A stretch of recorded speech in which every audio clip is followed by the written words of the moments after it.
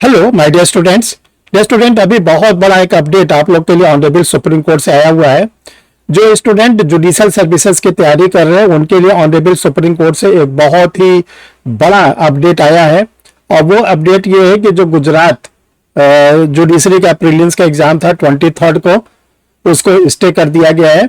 Supreme court ने उस exam को स्टे लगा दिया है कि वो एग्जाम 23 जो मार्च को होना था वो नहीं होगा। क्यों स्टे लगाया, ये हम लोग आज वीडियो में पूरा देखेंगे। और ये जो स्टे लगाया है वो कल 4 मार्च, आज ही की डेट में लगाया गया है, 4 मार्च 2025 को। 4 मार्च 2025 को ऑनरेबल सुप्रीम कोर्ट ने गुजरात स्टेट के जुडिशियल सर्विसेज के प्रीलिम्स एग्जामिनेशन पर स्टे लगा दिया है। अब जो स्टे लगाया है, क्या इसका प्रभाव और किन किन एग्जामों पर पड़ेगा? जैसा आप जानते हैं कि जो हिमाचल प्रदेश का जुडिशरी था वह भी एक दिन पहले खत्म हुआ है, उस पर इसका क्या प्रभाव पड़ेगा। इसके साथ राजस्थान ने अपना नोटिफिकेशन निकाल रखा है, उस पर इसका क्या प्रभाव पड़ेगा। छत्तीसगढ़ में ऑलरेडी फॉर्म भरा जा रहा है, छत्तीसगढ़ के जुडिशरी पे इसका क्या प्रभाव पड़ेगा। तो सबसे पहले तो हम लोग ये जाने कि गुजरात स्टेट के जुडिशियल सर्विसेज पर ऑनरेबल सुप्रीम कोर्ट ने क्यों स्टे लगाया।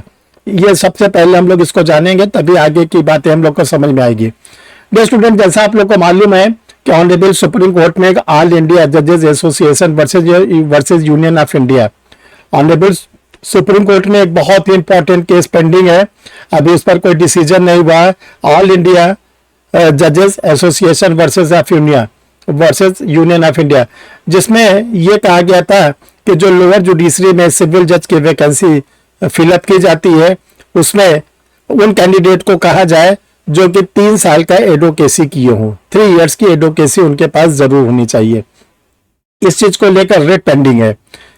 आप जानते हैं, इसी को ध्यान में रखकर अभी कुछ दिन पहले मध्य प्रदेश स्टेट ने कहा था कि एमपी जुडिशरी का फॉर्म वही स्टूडेंट भर पाएंगे जिनके पास 3 साल का क्या नाम है एडवोकेट का एक्सपीरियंस हो या वो 70% मार्क्स को गेन किए हो। लेकिन बाद में ऑनरेबल सुप्रीम कोर्ट ने उनको प्रीलिम्स का एग्जाम देने दिया और ये बोला कि नहीं, सभी लोग फॉर्म को भरे। आज क्या हुआ, हिमाचल पर जो गुजरात का एग्जाम था उस पर एक पिटीशन फाइल हुई जिसमें पिटिशनर ने ये कहा कि जब अभी ऑल इंडिया जजेस association versus union of India का केस नहीं डिसाइड हुआ है तो कैसे गुजरात स्टेट में बिना एक्सपीरियंस के ओनली सिंपल लॉ ग्रेजुएट को जुडिशरी का फॉर्म भरने दिया गया और उनका एग्जाम लिया जा रहा है।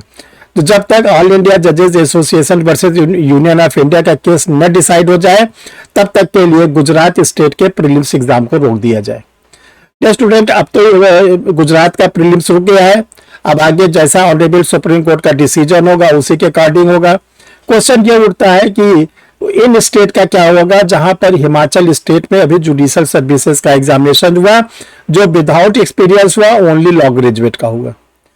आपने देखा राजस्थान जुडिशरी की वैकेंसी आई, उसमें तो उन्होंने ये कह दिया कि जो लोग अपीयरिंग है फाइनल ईयर के, 5 ईयर के या 3 इयर्स के, वो भी फॉर्म डाल सकते हैं।